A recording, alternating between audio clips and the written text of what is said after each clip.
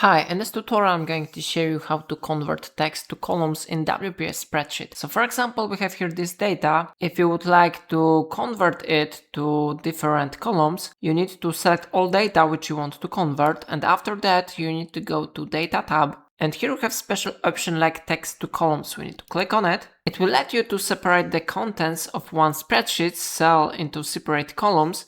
For example, you can separate a column of full names into separate first and last name columns. For example, you can separate a column of full names into separate first and last name columns. And in this example, we can separate number of points too. So I click on this one option and I select here text to columns. Here we need to choose the file type that best describes your data.